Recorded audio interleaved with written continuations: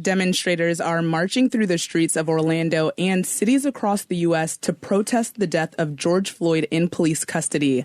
I'm Talia Blake, and this hour we're bringing you a special program, Black in Florida, Finding Peace and Justice, a conversation about the local protests, racism, and police brutality in this urgent moment. And I'm Matthew Peddie. We'll be joined by special guest Bakari Burns, Orlando City Commissioner for District 6. He will be with us. We're also joined by Orlando attorney Alicia Adamson, and later in the show, U.S. Representative and former Orlando Police Chief Val Demings will join the conversation.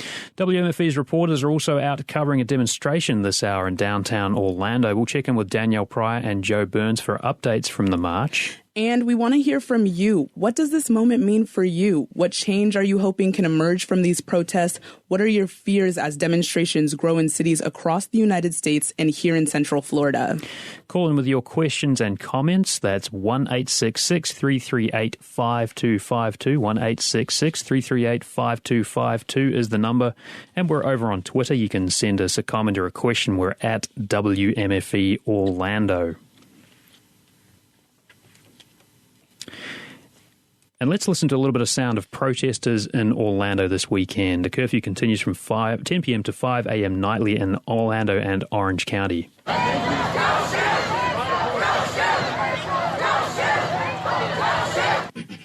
So what does this moment in US history mean to you? Give us a call, 1-866-338-5252, or send us a tweet at WMFE Orlando. Orange County Mayor Jerry Demings says a curfew will continue from 10 p.m. to 5 a.m. He says he's concerned that gatherings could lead to a resurgence in COVID-19 cases and that civil unrest could slow the economic recovery. Very difficult to fully reopen or go to the next phases if you have property damage and violence going on at the same time. So I think we're going to have to, I think logically, before the governor will likely authorize moving to phase 2. So kind of a complicated scenario to think through here. We're in the middle of a pandemic and we also have protests and demonstrations spreading throughout the United States, including here in Orlando and other Central Florida cities. County health officials, meanwhile, say they're seeing an uptick in COVID-19 cases. It hasn't been manageable. It has been manageable, but should we be worried about that increase in COVID-19 from these protests? I'd love to hear your thoughts on all of this, including the tragic events, the death of George Floyd leading to the protest sparking in Minneapolis and spreading to other cities. 1-866-338-5252 is the number, and you can comment on Twitter at WMFE Orlando. And we're live with our reporter, Danielle Pryor, who's covering the protest in downtown Orlando. Danielle, you filed some sound earlier today. Let's take a listen. Right now, there's a handful, maybe 20 or 30 people. Most of the protesters are on the corner of the street in the intersection right in front of City Hall, and they're holding up signs. One protester is silently kneeling, and you'll hear once the lights change, several cars start to honk. Lots of support out here for Black Lives Matter. Even some folks yelling out the window, "God bless you." Some of the signs say his name, "No justice, no peace," "Black Lives Matter," "Black Trans Lives Matter," "Blackout," and "My black skin should not be the cause of your suspicion." There are police officers who right now are honking as well and holding the Black Power sign out of the police car. Danielle, where are you right now and what are you seeing? Absolutely. I actually am in a very silent moment right now, and you might hear that behind me. There was a lot of noise before. That's because hundreds of protesters are taking a silent knee right now for George Floyd in front of Orlando City Hall. And, of course, in front of that Orlando City Hall are just dozens of police that are wearing riot gear watching them. And unfortunately, those police would not take a knee earlier in the day when they were asked to by the protesters. This is the second time that we've seen the protesters take a silent knee so far this afternoon. How long have they been kneeling? Right now for maybe a few minutes, and they are kneeling on hard concrete. It's not a comfortable thing. Usually when they kneel, they'll yell out names of victims who have died of police brutality: George Floyd, Ahmaud Arbery, Rodney King, different people's names that we've come to know over the last few years who have died because of police violence. What else are you hearing from protesters out there? I'm seeing a lot of young college-age kids, Talia, but also a lot of moms. And one mom very poignantly just stood up and said she's the mother of a 5-year-old son. And she called out to the officers and said, "Are you going to kill my son?" And started to chant, "Don't kill my son, don't kill my son, don't kill my son." Wow. Where are they planning to head from here? Are they going to stay where they're kneeling right now? It's unsure. The protest just began. If it's anything like before, they'll march down Orange Avenue, which we are on right now. But right now it does seem like they're kind of just focused in the City Hall area, and some police helicopters overhead watching us right now and watching the protesters. Mm-hmm. And the president spoke last night. How are his words being taken by protesters? I think people are scared, obviously, of what the president might do, but they're scared more in the moment of what these police officers right next to me might do. Again, they are wearing riot gear, and the last 2 or 3 protests, they have used tear gas. Of course, Buddy Dyer saying he was going to release body camera footage, but won't be for another few weeks. So I think they're more worried about the present threat right now, which is these officers on the other side of me. So let's hear from a protester you spoke to named David. He was a Marine and he didn't want to give his last name. Let's take a listen. I haven't really spoken up in the past about really my part in being racist in a lot of ways, even if it's not directly. Not speaking out when I see wrongdoing, not using my voice to call out others who are harming black folks and people of color. And so I think this is just a way of me showing up and saying I'm sorry. Like, I want to do better. What was it about this particular situation that's different? I just think it was put in people's faces, in my face, more than ever before. Like, there's been things in the past for sure that like people saw, but I think it was like blown up bigger than ever before, and people had no choice but to not step out and say something and speak out against injustice. And that's the voice of a protester called David. And thank you so much for joining us, Danielle. Appreciate you being there and giving us a heads up as to what's going on the ground. And we're going to check in with our other reporter, Joe Burns, a little bit later on in the show. Danielle, thanks so much. Thank you, Matt and Talia. So, I want to bring in one of our guests here, Bakari Burns, City Commissioner for Orlando's District 6. And let me ask you about some comments that we heard from the President, Donald Trump, addressing the nation from the Rose Garden last night, saying he would deploy the military to stop the violence. Let's just take a quick listen to what we heard from the President. Today, I have strongly recommended to every governor to deploy the National Guard in sufficient numbers that we dominate the streets. Mayors and governors must establish an overwhelming law enforcement presence until the violence has been quelled.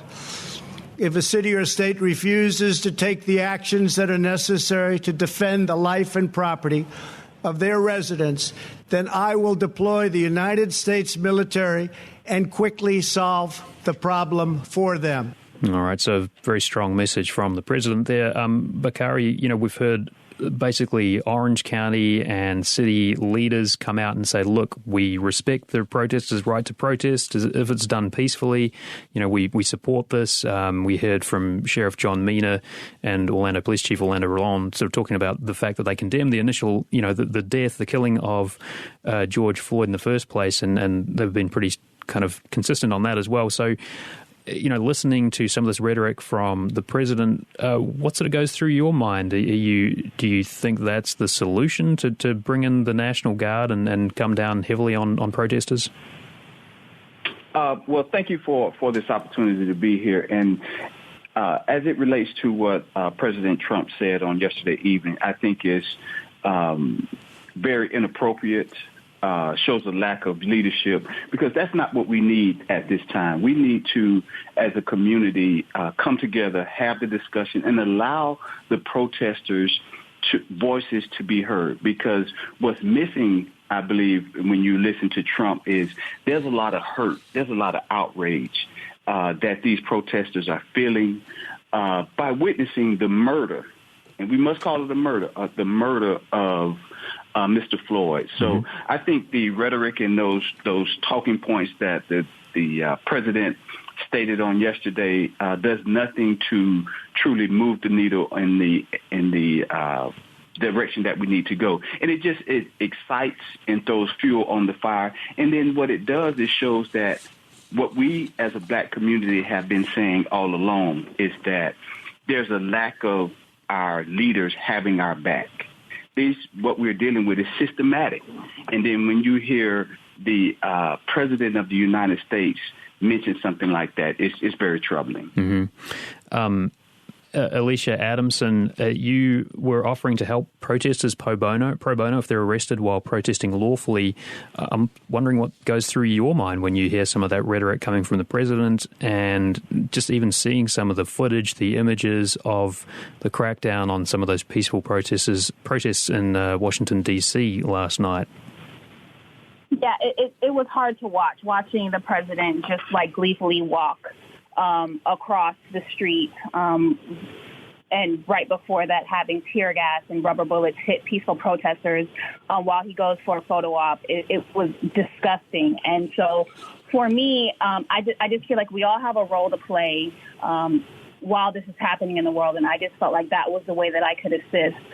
There was a time where I was younger, I wasn't a mom, and at home working, where I was out in the streets with the protesters, but that was my way of trying to give back. And the flyer says wrongfully arrested, but really it's arrested, period. If you are arrested in this situation while you're out protesting for civil rights, for basic decency, we're literally asking, please don't murder us, please don't kill us, and please can we have accountability if and when it happens. I just think that it's very important that we're on the right side of history. And so for anyone that's listening, if you do find yourself to be in trouble or arrested while protesting, I am available for free services. But I will say we have a very progressive state attorney in Orange and Osceola County, and so far I haven't even had to file any notices of appearance because the cases have been dropped and at the first appearance, which is very promising. You're listening to live special coverage, a special presentation. We're talking about police brutality and the protests that are sweeping the nation. I want to hear from you too, 1-866-338-5252. I'm Matthew Peddie, co-hosting the show with my colleague Talia Blake this afternoon. You can also drop us a question or a comment over on Twitter at WMFE Orlando. And, this is a unique moment because not only are we seeing these protests, to a level that we haven't seen for quite some time across the United States, but we are still in a pandemic. And, Bakari, we've talked about that before.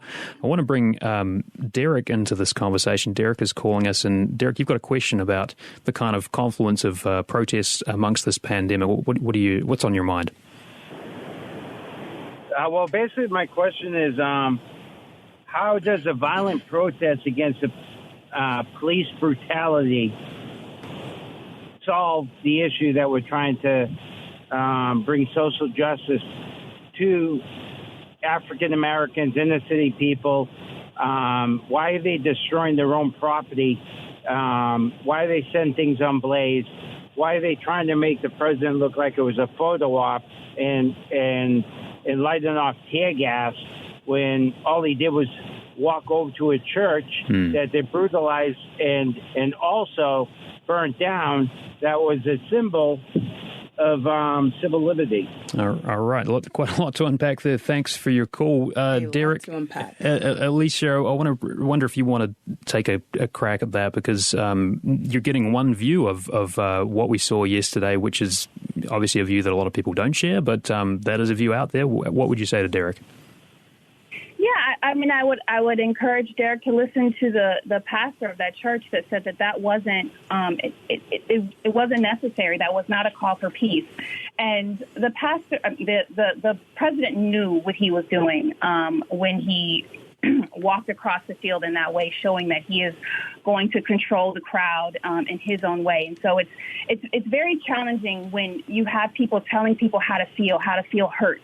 And so while I'm not condoning or encouraging violence or or destruction. It's raw emotion, and it is the raw emotion of those that are dying at the hands of those who are supposed to protect us. And so it's so disheartening when you hear people that are complaining more about the rioting and the looting, more so than the action that got us to this breaking point. People are desperate. They are at a breaking point because lives are literally being lost. We can replace a church. We can replace a window. We cannot replace these lives. Alicia and Bakari as well. I don't know if you've heard what's going on right now. I've heard it being compared to a modern day Boston Tea Party. And, you know, people tried protesting peacefully, like kneeling as Colin Kaepernick did, but now they feel like nothing changed. So they feel like they have to do more, be more radical to see change happen. Have you heard some of those sentiments? Yes, I have. And I think what we have to recognize is what we're witnessing, with the death of Mr. Floyd was really a tipping point, because we, prior to Mr. Floyd's death, we had the killing of Mr. Ahmaud Arbery. And prior to that, Miss Breonna Taylor. So this was a tipping point, I believe, because you couple that with all of the trauma that is already existing in our communities, from poverty, lack of access to healthcare services, as well as lack of access to well-paying jobs. And so when you have that compilation of activities that are happening, that's ripe for an explosion. And I believe that's exactly what we're experiencing, an explosion because of a lot of the drama and the trauma and the hurt, the poverty, the lack of access that our Black communities are dealing with on a daily basis. And I mean, when you think about it, the Black Lives Matter movement started so many years ago. I think I was still in high school when Trayvon Martin was killed. And look at me now. I'm 24 years old and we're still talking about this. We're still dealing with it. It doesn't seem like anything's changed. Yeah, and I've heard the comparison. Sorry. No, go ahead, Alicia. I've heard the comparison to the Boston Tea Party, and I agree. I think that is, and that was a riot, and so you've got some people complaining at, like, why are people rioting? Why are people so upset? And it's like, that was about taxes. This is literally about lives. And so we tried the peaceful protest. You had Kaepernick taking a knee on the football field, and people had so much to say about it negatively. And here we are. It's like people are just starving for attention because they want to save lives. And I will say, what I have noticed this time around, and I hate that I even have to say this time around because there's so many hashtags, but I will acknowledge some positivity in that I have had people contact me and say, I'm sorry that I was one of those people that was protesting the fact that Colin Kaepernick was taking a knee. I didn't realize it then, and now I realize it now. I think that's such a powerful image that's been blasted out, showing Kaepernick taking a knee, and the officer, I won't even say his name, as he murdered George Floyd with his knee on his neck, seeing those images side by side and asking which one offends you more.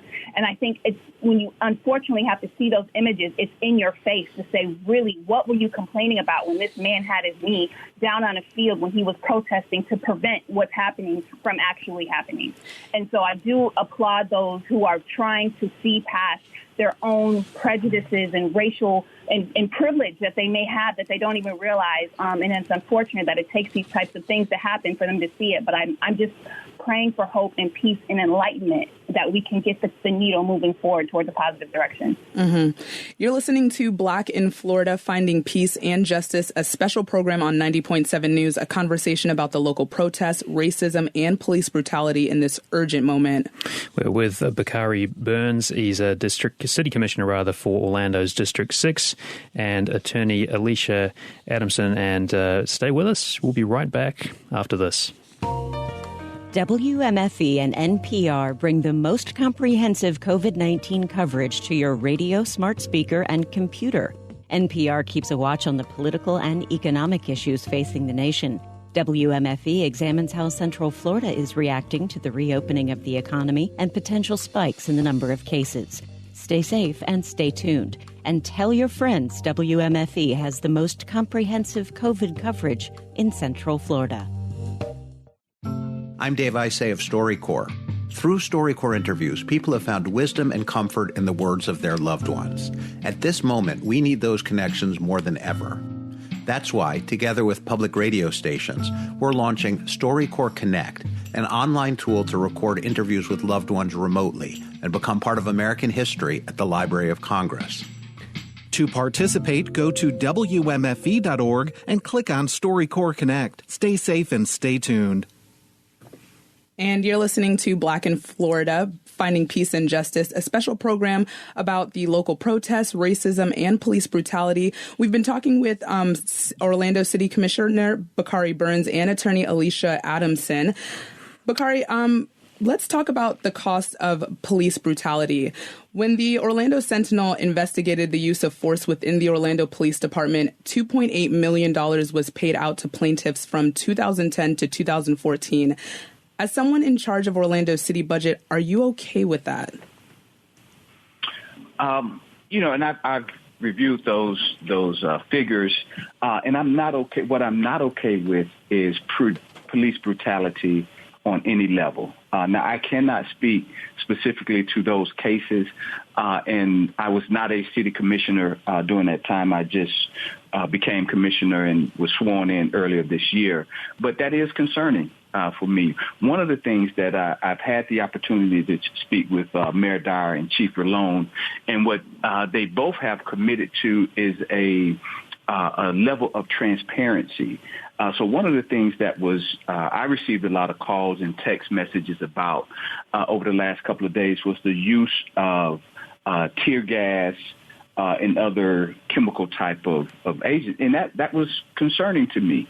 And so when I spoke with Chief Rolone, he committed to releasing the body cam footage that led up to why the police officers took that step of deploying the tear gas. So again, I can't speak on what has happened, but what I'm focused on is asking the questions, doing an audit of our current police system, our policies, to see where are the opportunities for us to improve so we can prevent what happened to Mr. Floyd and the others from happening here in the city of Orlando. And my focus is that we as the city of Orlando be a model for how our police and our residents interact as we move forward.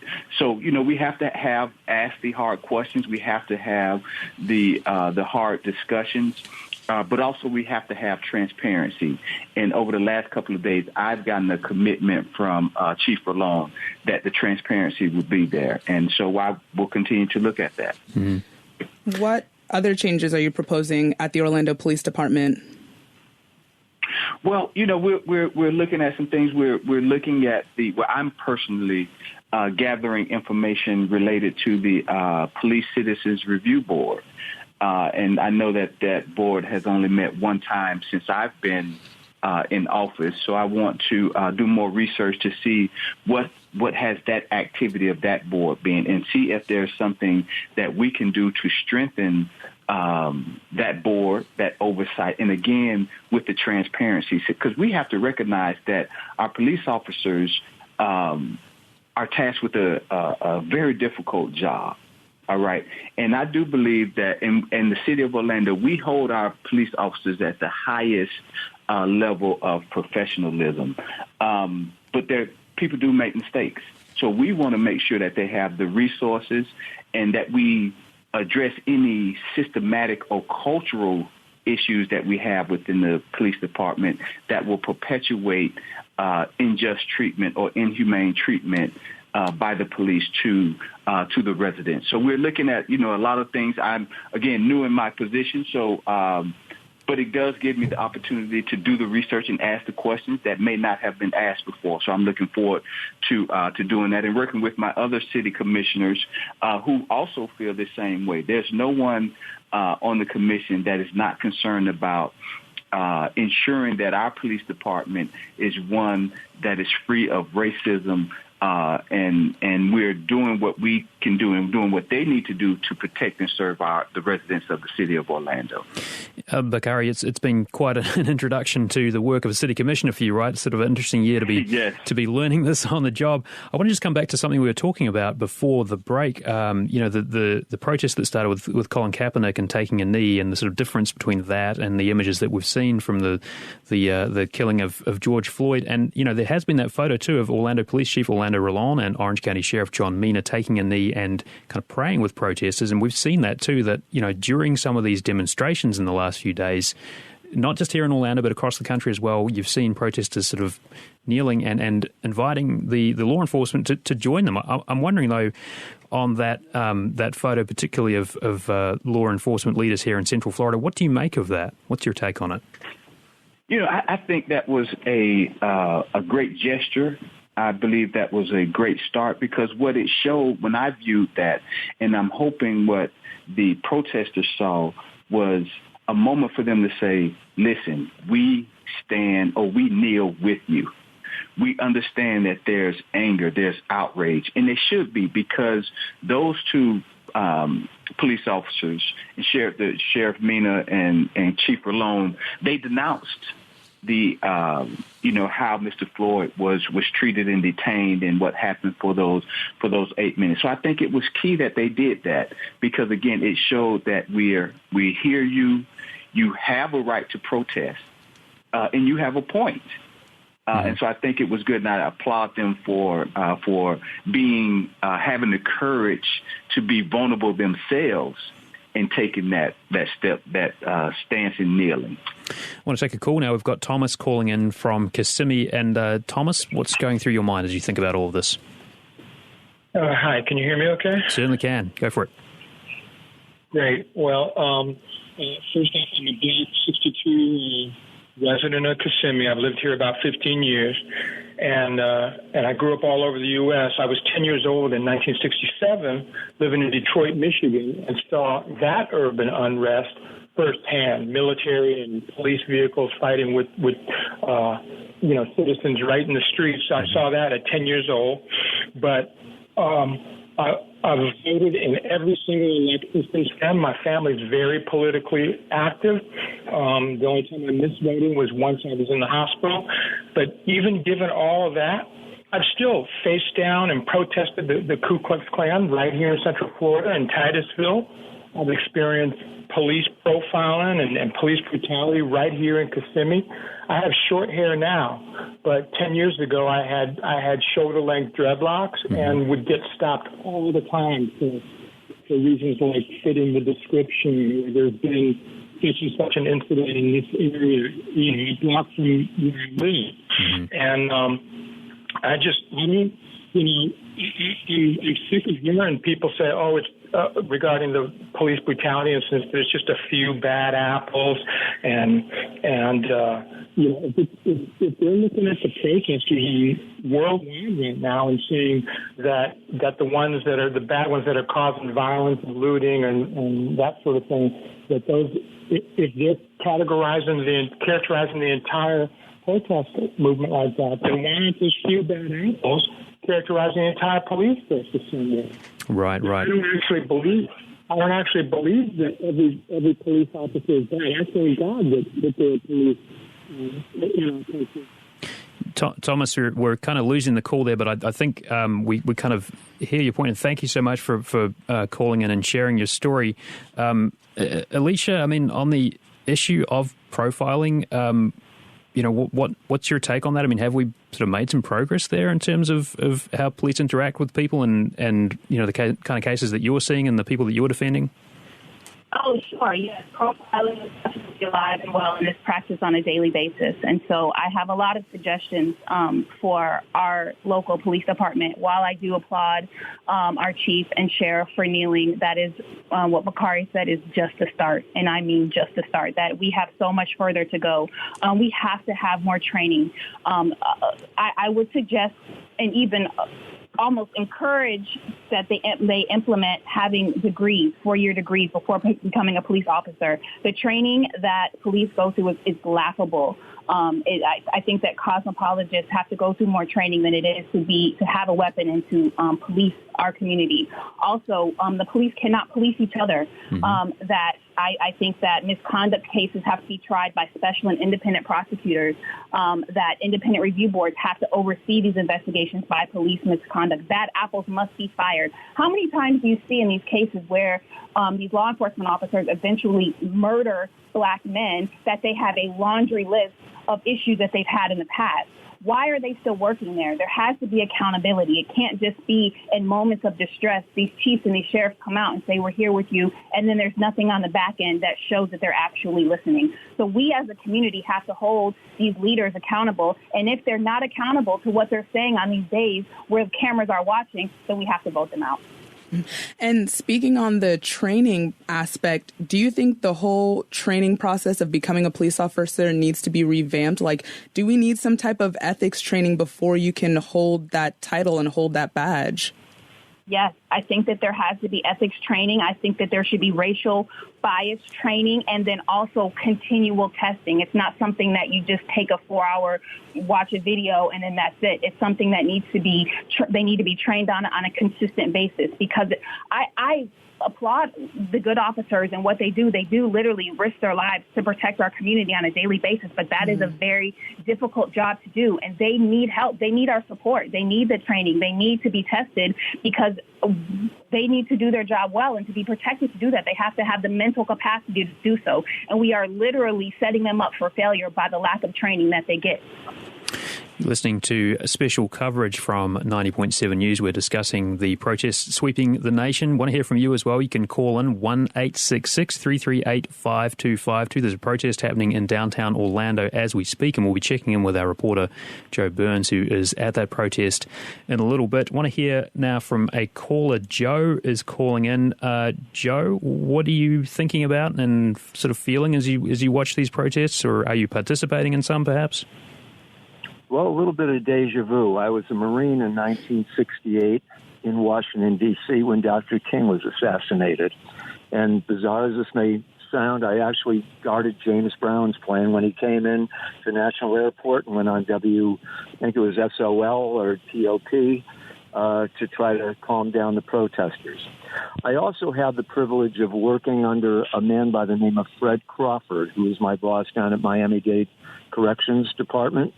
And Fred was one of the original Courageous 12 that integrated the St. Petersburg Police Department in 1965 when black officers weren't allowed to go into the community or to issue a ticket.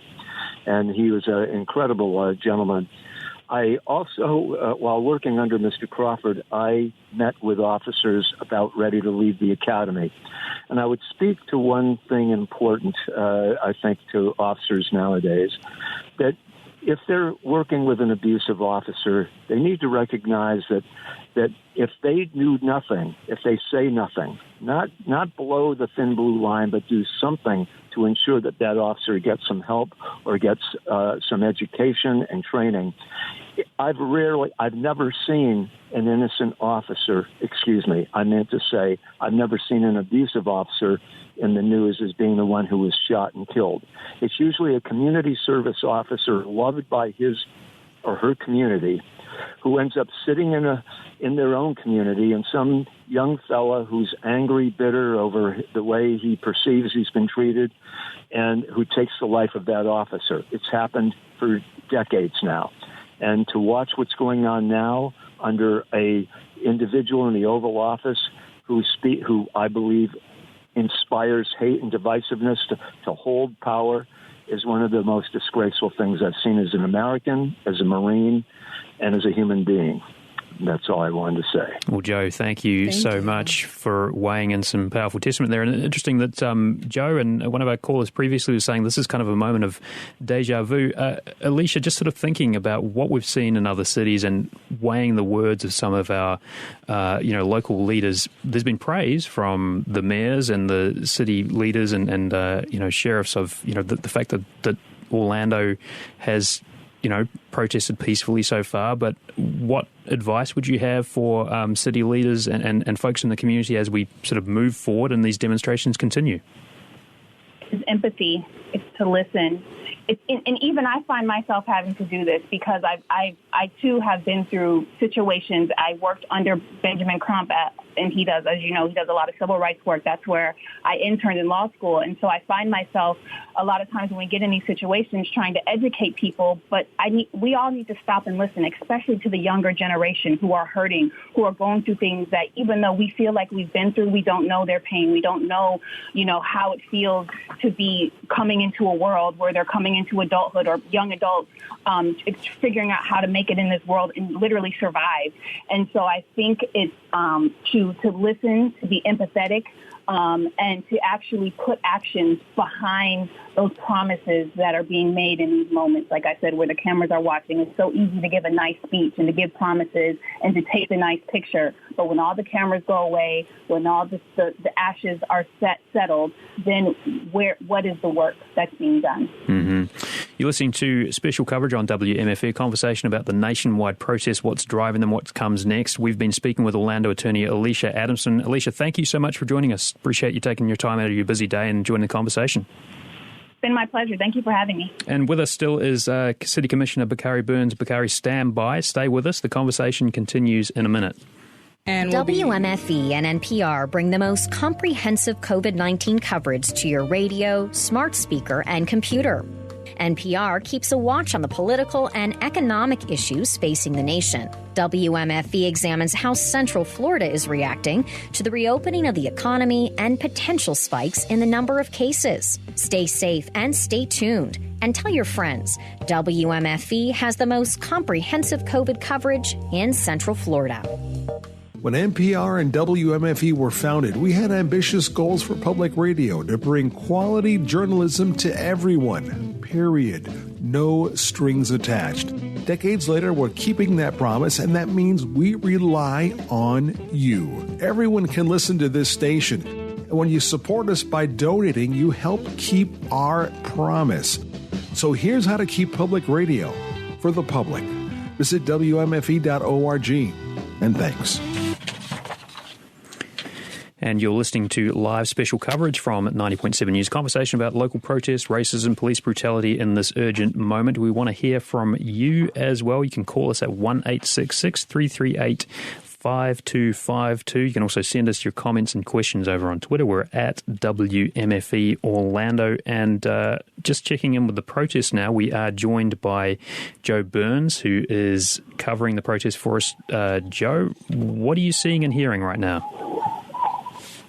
Well, Matt, I'm seeing a crowd of several thousand people, extremely peaceful, holding many of them holding signs. They're basically filling the area in front of City Hall out onto Orange Street and South Street. The front of City Hall itself is lined by Orlando police officers with their bikes. They're all along the front of City Hall there.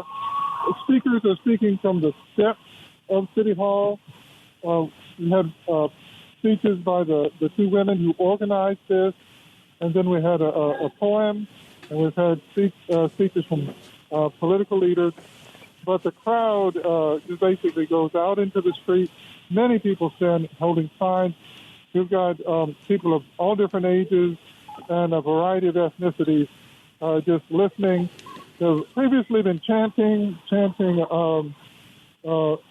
Floyd, chanting "Don't kill my son," chanting "Silence is violence." So that's what we're seeing. Mm-hmm. Joe, I'm seeing that there's some road blockage downtown due to the protests. Are you seeing that? Yes, they've closed basically those two streets at this point because people are out into the street. There's no confrontation between protesters and police. I mean, there were some words from protesters earlier. So because people are out in the street, I guess they needed to close the street. Joe, the protests that I've covered and that our colleague Danielle covered over the weekend, they sort of seem, there's a sort of an element of organicness about them, right? I mean, they start in one place and they sort of move somewhere else and they just keep going, and we've seen them going on for hours. Do you get a sense of where these folks are headed and where to next for them? Matt, I'm not seeing that. The protest itself was organized for a limited time, and it's stationary, so I can't tell you where this may go from here. Mm-hmm. We've been speaking to Joe Burns. He is our reporter covering the protest, along with Danielle Pryor. Thank you so much, Joe, for joining us. My pleasure. Let's go to Gary now. Gary is calling in from Orlando. Gary, thinking about some of these issues, what's on your mind? Right. A few years ago, I think 6 years ago now, in Josephine County, Oregon, they defunded their police force. In the whole massive rural county out there, they've got only 1 or 2 sheriff's deputies.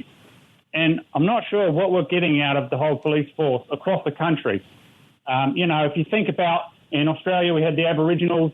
Here on this continent, you had thousands of tribes, different peoples, and they all seemed to manage to do without police forces. Now, of course, they had warriors and they had protectors and they had to have self-defense. Everybody needs to have that. But they didn't have a professional class. It was the only people that was allowed to do that. And GQ magazine has an article now about the tremendous cost every municipality is spending on their police forces. But what are we getting out of it? We're getting brutality. People don't like being told what to do, being pushed around, being prevented from doing what they want. Now, people can protect themselves, and obviously they will do that. I just don't think we need these professionals doing it for us against our will. Gary, are you checking out these protests yourself? Are you going to be out there marching or taking a look? No, I don't see much point in that. They're just going to brutalise people. They swarm everybody, 11 officers to 1 person if they get out of line. Well, Gary, thanks for weighing in. Some interesting thoughts there, and I have seen some signs at the protest, defund the police. Bakari Burns, let's just come back to you and bring you back into this conversation. City Commissioner for District 6. That would be a pretty extreme measure. What are the chances of something like that happening, defunding the police, or some thoughts about limiting some of the police powers? I totally disagree with that statement of defunding the police, because we need our police. We need them to protect and serve us and keep us safe. The issue we have is with the bad apples or the police forces that have a culture where there's some racist or some injustice that happens, or the racial bias is not pointed out. So, I totally disagree with what you call of that, just mentioned about defunding the police department, because we have some fine police officers. But we have to make sure that we have systems in place to hold everyone accountable for what they're responsible for doing. And that's from the police and also everyone in our communities, in our society. We have to be accountable to ourselves and to our communities. But again, I totally reject the notion that the police forces should be defunded. You're listening to live special coverage. We're talking about the protests sweeping the nation. I want to hear from you as well. What are your thoughts on this? What do you make of this moment in history? You can call us at 1-866-338-5252. You can also send us your comments and questions over on Twitter at WMFE Orlando. I want to go now to some tape from Orange County Mayor Jerry Demings. He's been fairly outspoken. Do we have that tape? No, it sounds like we don't have that tape. But anyway, let me just sort of reiterate some of the things he said. He said, sometimes I think the role of government is to protect its citizenry from itself. So that's what we're going to continue to do as we make decisions going forward. We've all lived through the shutdown, many of our businesses, and I really don't want to relive having to shut down businesses again, kind of expressing some of the anguish I think people are feeling as we come out of this pandemic, try to reopen, and then we see some of the unrest as well. Bakari, what do you make of that when you hear, those kind of words from Orange County Mayor Jerry Demings thinking about the challenge of navigating these two crises at once?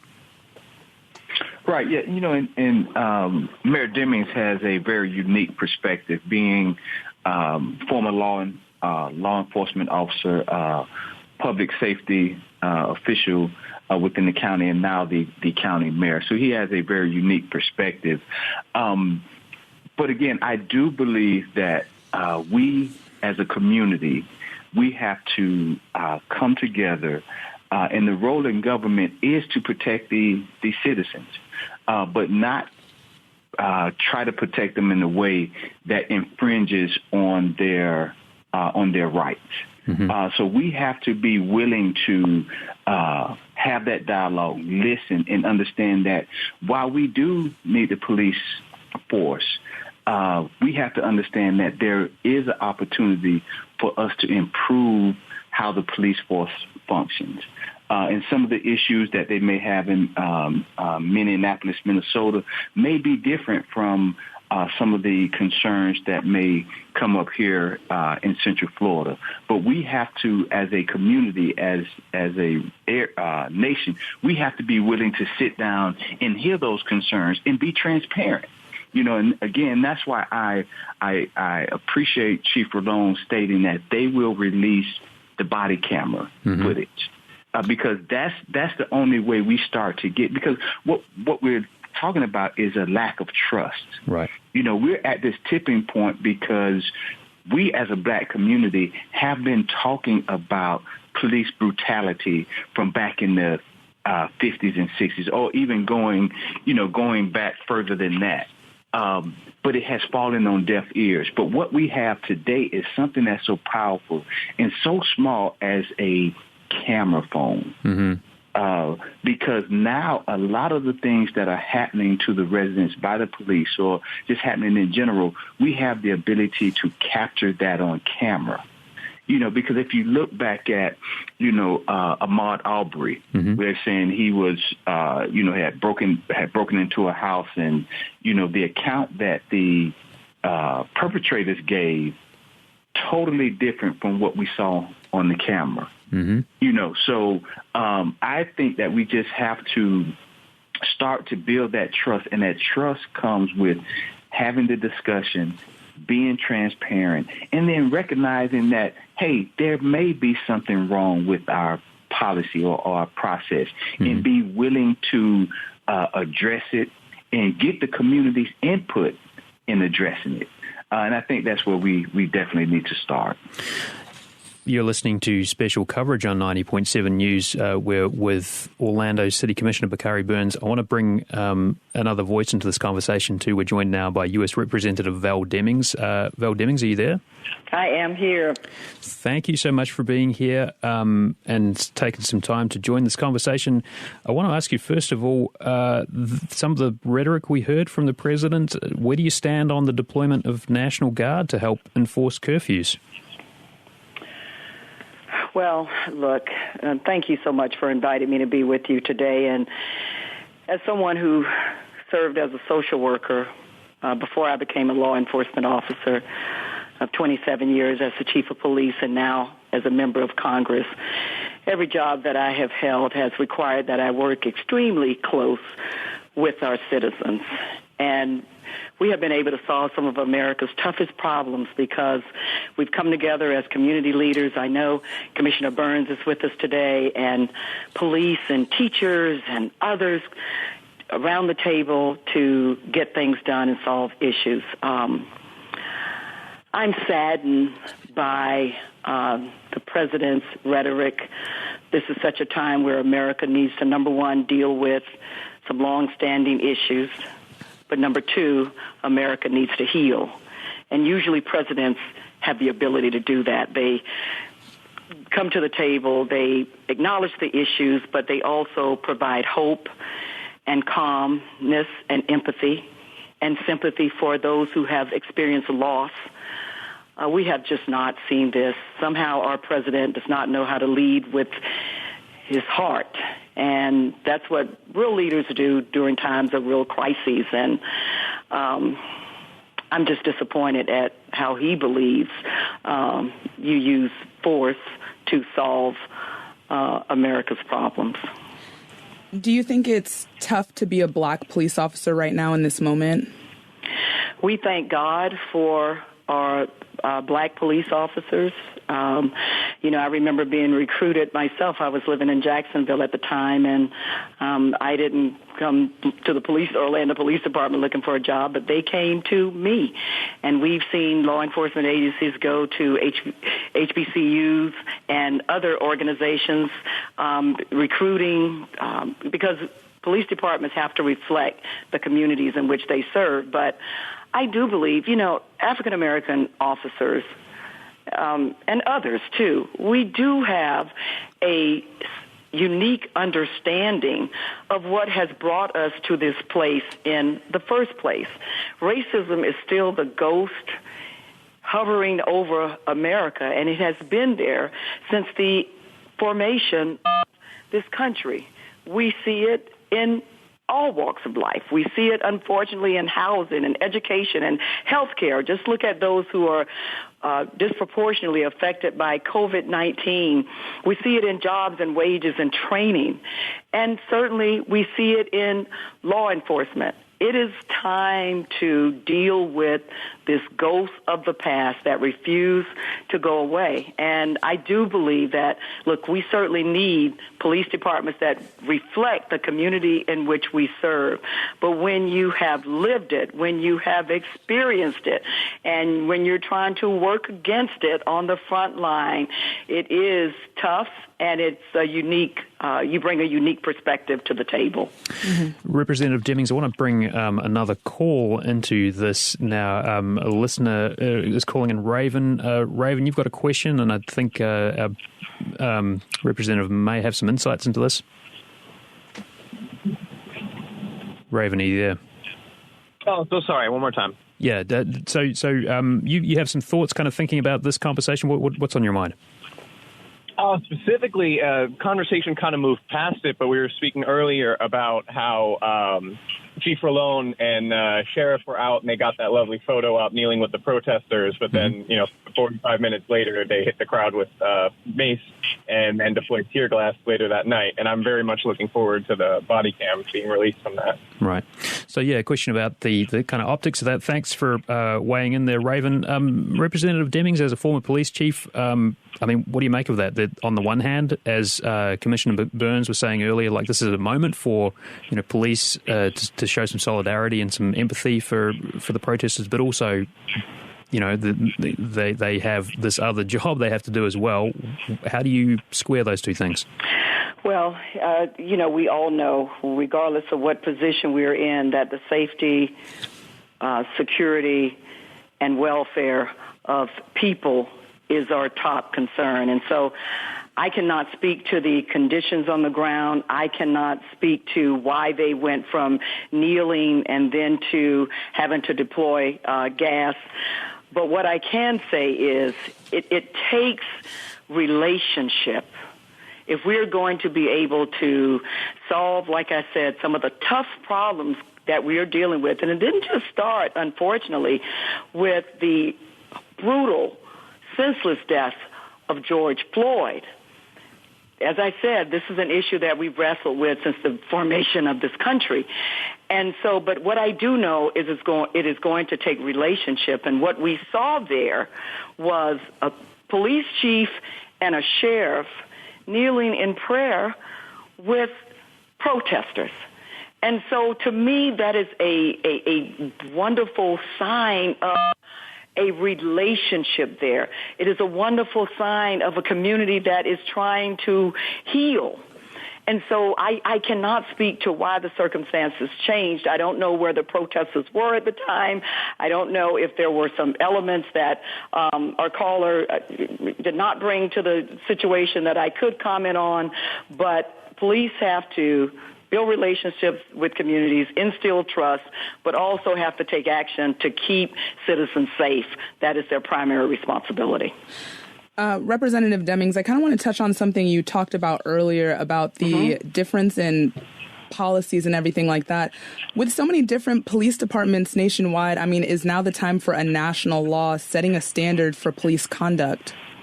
That's one of the things that I've said. And look, we've had meetings within the Judiciary Committee since I've been in Congress, and I'm sure they were having them long before then, where we've met with certain law enforcement executives and talked about, each state has their own laws, each department can develop their own policies, but I do believe the time is right for the federal government to look at, and I said this, like I said, last year in a meeting, to look at setting some standards to make sure that all police departments, whether you're a 10-person agency or you're a 35,000-person agency, that there are some standards that can help to continue to professionalize, if you will, law enforcement agencies.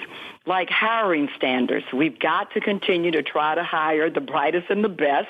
We've got to make sure that we hire diversity so police departments can reflect the communities in which they serve. We've got to make sure that those officers who train police officers, because remember, they set the standard for what's acceptable and unacceptable behavior on the street. So we got to make sure that they are properly trained, and building relationships with communities is a major part of that. We need to look at use of force policies, and I do think there is a role to play in those areas in particular where we can come up with some standards that can help govern all police departments. And remember, some of the smaller agencies do not have training departments. For example, we were fortunate at the Orlando Police Department, and most of the larger agencies have training departments. That's their job, to make sure that officers are trained properly, receive escalation training. It was a regular part of the training that OPD officers receive. But regardless of the size of the agency, regardless of their budget, what you're able to do, how well you're able to hire, how well you're able to train should not be determined by the size of your budget. And I do think the federal government, working alongside the Department of Justice, can help to come up with some standards that can help in this very tragic situation. Representative Demings, in just a minute or so we have left here, I mean, obviously police departments across the country kind of in the spotlight right now, and obviously we've spoken to you on this station before about your, potential as a vice presidential candidate and whether you'd be interested in stepping up to that role. Does it make it harder, though, do you think, having a law enforcement background, sort of thinking about that role and sort of considering what that might mean? Well, I appreciate that question, too. And my life did not start at the police department. I think that it's your life experiences. We need people who have on-the-ground, real-life experience. And I'm sure you know my story because I have been on your show before. Thank you for that. I was born in Florida, born in the South. My mother was a maid and my father was a janitor. We struggled. I grew up with 4 brothers and 2 sisters, youngest of 7 children. Everything I've got, I've earned. I've worked my butt off. I went out of college, was able to go to college miraculously because we really didn't have the money. But I was able to go, graduated, went to work as a social worker, dealing with broken families and broken children, trying to solve problems. From there, I went to the police department, spent a career there, and trying to solve problems, make my community better and safer. I went to the police department with a social worker's heart, dealing with some of the toughest issues, social ills that cause decay in communities in the first place. I did a lot of things at the Orlando Police Department that really didn't traditionally have anything to do with police work, but I realized we had to address some of the social ills if we were going to do better. Now I'm a member of Congress, having enforced the laws first. I've certainly seen some of the vulnerabilities that are out there. Now I write the laws, and that experience. We are going to have to leave it there, but I do appreciate I do appreciate you joining us, Representative Demings. We're also joined by Orlando City Commissioner Bakari Burns. Thank you so much to our guest. Support for this program comes from you, our listeners. Production assistance for today's show from Wang Gwalda and Magdula, and our Director of Content is Steve Yasko. I'm Matthew Peddie. And I'm Talia Blake. Find more of our coverage of the demonstrations and COVID-19 on our website, WMFE.org. Thanks for listening.